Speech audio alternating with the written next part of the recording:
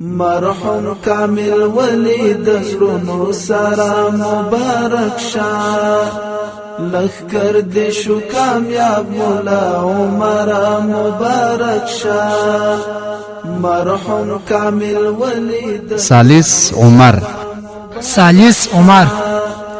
لخر دې شو کامیاب مولا عمر مبارک شه په دغه خپرونه کې به د مولا محمد عمر مجاهد نور الله مرقده د ژوند داستان، مهمې پیښې، جهادي یادښتونه، علمي مسیر، د سیمې او هیواد په سطحه سیاسي خوځښتونه او د لومړي لاس واقعي او موثق معلومات تر تاسو اوریدونکو پورې در ورسول شي. ثالث عمر ثالث عمر ثالث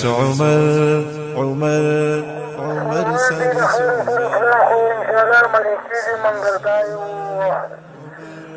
خورا غټ کار دی انسانانو تر مقتضا او عقل ور دی د خدای تعالی نصرت برقرار سره و والا ولږ وخت بعد دا پیشګویي بیا په یاد راسته چې په یاد یې اصلاحو کار نه دی ورته د اصلاحو کار نه دی د الهي نصرت ارمان د سوزړو دوا ثالث عمر ارمان د سوزړو دوا ثالث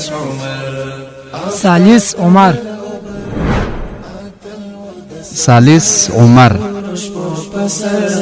ارمان د سوزړو دوا ثالث عمر ارمان د سوزړو دوا ثالث عمر د کندهار د شیرغ راډیو یې وړاندې کوي. تنور د سنگر آفتاب د لرابر تنور د سنگر ارمان د سوزړو دوا ثالث عمر ارمان د سوزړو دوا ثالث عمر مرحوم کامل ولی د زړونو سره مبارک شه لخر دې شو کامیاب مولا عمر مبارک شه. السلام علیکم ورحمت الله وبرکاتہ. د شریعت غږ رادیو محترمو اوریدونکو، دا د یو ځل بیا زه استاد حکیمی د ثالث عمر د خپرونې په وړاندې کولو سره ستاسې په درانه چوپړ کې حاضر شوی یم. خدای جوړ کړي چې تیره اونۍ به مو په خیر او عافیت سره تیره کړې وي. د نن ورځې د خپرونې موضوع مو ده د عمر ثالث له زیږېدو تر ځوانۍ مرحله. مولا محمد عمر مجاهد په 1409 هجري قمري کال کې چې له 1960 میلادي کال سره سمون خوري د افغانستان په جنوب کې د کندهار ولایت د خاکریز په ولسوالۍ کې دنیا ته راغی. د زیږېدو سیمه یې کندهار ولایت د افغانستان په جنوب کې واقع دی چې مرکز کندهار ښار دی او د افغانستان دوهم تر ټولو ستر ښار بلل کیږي. کندهار په سیاسي لحاظ د افغانستان یوه مهمه او مرتخیزه سیمه ګڼل کیږي. د معاصر افغانستان مؤسس احمد شاه بابا د خپلې واکمنۍ اساس په همدې ولایت کې ایښی و او له همدې ځایه د هند، ماوراءالنهر او پارس پر خوا لښکرکشي کولې. تر هغه وړاندې د میرویس نیکه په مشرۍ د پاڅون مرکز هم کندهار و چې په پایله کې یې له افغانستانه د صفوي یرغل ټغر ټول او د افغانانو مستقل دولت رامنځته شو.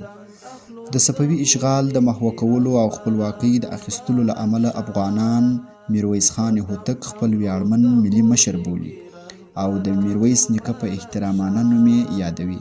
دغه راز هوتکي دولت چې د صفویانو له زوال وروسته یې څو کاله په افغانستان کې او ایران کې سلطه درلوده د اسلامي تاریخ یو ویاړمن باب ګڼل کیږي. کندهار د معاصر افغانستان لومړنۍ پلازمینه وه چې وروسته د تیمورشاه په دوره کې پایتخت کابل ته انتقال شو. د کندهار ښار شمال ته په 50 کیلومترۍ کې د خاکریز ولسوالي پرته ده.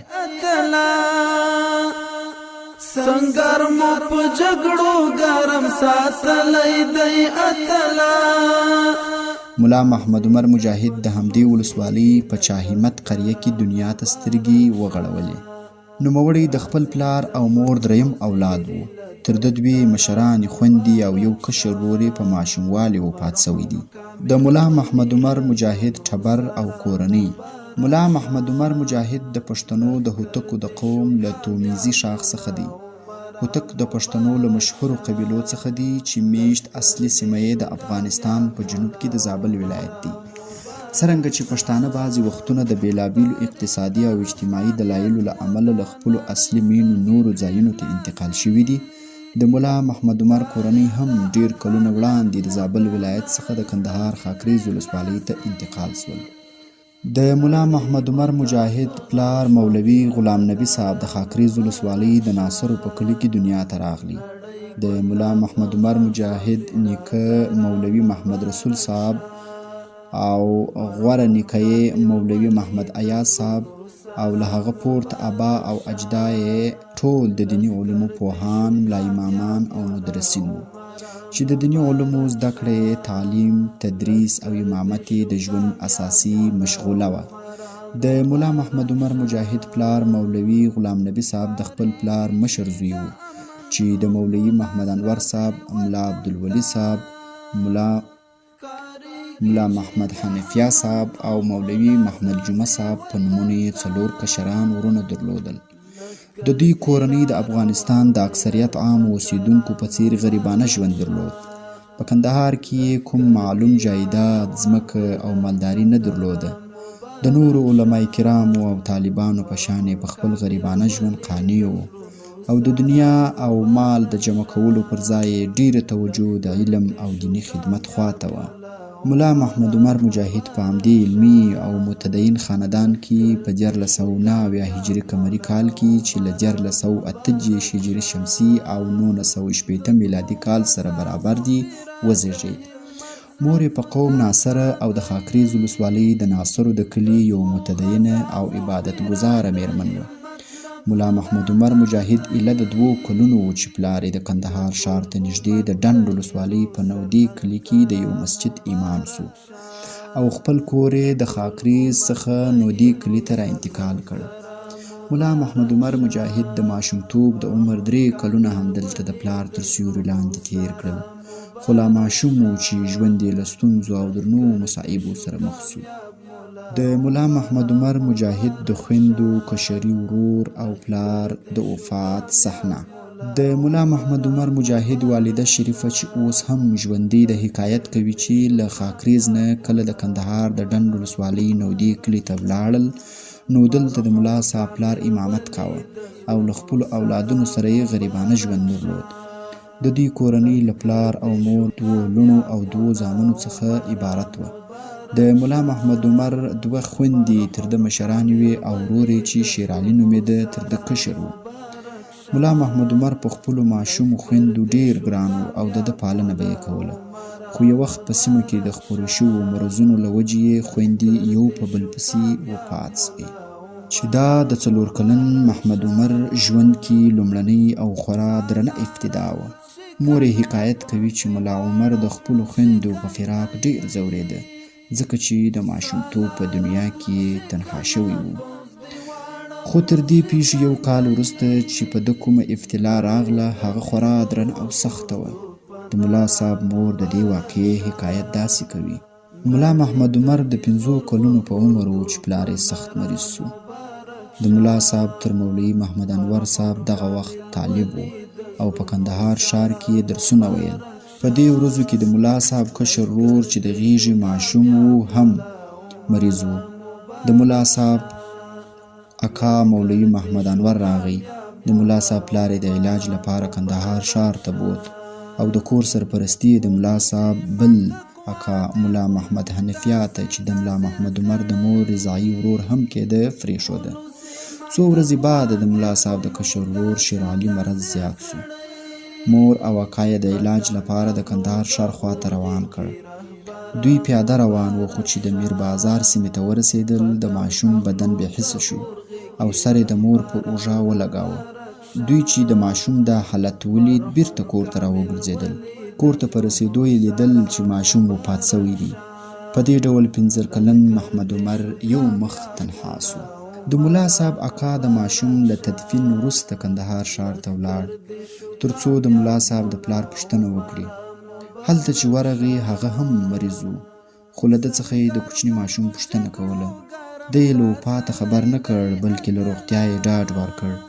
د ملا صاحب پلار چې په ښار کې د خپل طالب ورور سره په حجره کې اوسېده، څو ورځې بعد یې مرض سخت سو او ورپسې وفات سو. ورونو او نورو طالبانو یې تکفین او جنازه وکړه او د کندهار ښار د طالبانو په نامه مشهوره هدیره کې خاورو ته وسپاره. د ملا صاحب اکا ملا محمد حنفیه د خپل وفات سوي ورور کالي او پاتې شیان په څادر کې غوټه کړل. کور ته په رسېدو یې دا زړه ونه کړی سو چې د دې درانه مصیبت خبر د ملا محمد عمر مور ته واوروي، نو ځکه یې یوازې دغه غوټه د کور په دروازه کې کېښوده او لاړ. یا مولا عمر مبارک شه، تاریخ د افغانیت مو د نړۍ سترګې کړې خلاصې، تاریخ د افغانیت مو د نړۍ سترګې کړې خلاصې. د ملا صاحب مور فکر کاوه چې شاید خاوند به یې روغ سوی وي او لږ وروسته به راځي، خو وروسته یې چې غوټه خلاصه کړه ورته معلومه سوه چې د ملا صاحب د پلار وروستي اغوستي کالي وو. لنګوټه او صدرۍ پکې تړلي دي، نو په دې پوه شوه چې خاوند یې له دې دنیا رحلت کړی دی. په دې ډول له ټولې کورنۍ څخه یوازې مور او یو زوی ملا محمد عمر د یتیمتوب او بې سرپرستۍ له درنو غمونو او مصایبو سره پاته سو. وروسته د مصلحت په اساس د ملا محمد عمر مجاهد والدې شریف نکاح د ده له اکا او پالونکي مولوي محمد انور صاحب سره وسول. د ملا محمد عمر د اکا لخوا د هغه تربیت. وړاندې وویل سول چې د ملا محمد عمر مجاهد کورنۍ له پخوا څخه د علم او دینداري خاندان و. د نوموړي اکاګانو او نور نږدې خپلوان زیاتره د دیني علومو عالمان وو چې د امامت او تدریس په چارو باندې بوخت وو. دوی نه یوازې په خپل اصلي میشت ځای خاکریز ولسوالۍ کې د امامت او تدریس وظیفه ترسره کوله، بلکې د کندهار په نورو شاوخوا سیمو کې هم وخت په وخت دغه سپېڅلې وظیفه سرته رسوله.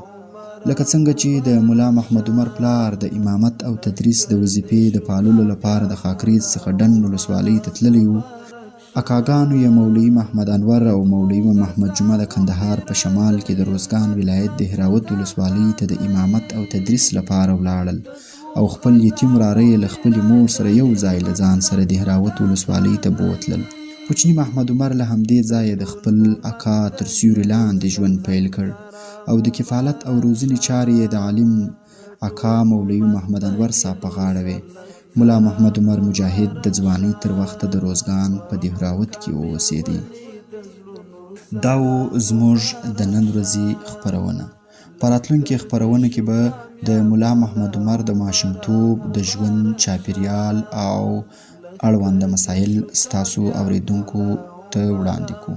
تر بیا ښې چارې. السلام علیکم ورحمت الله. دې شو کامیاب مولا عمر مبارک شه.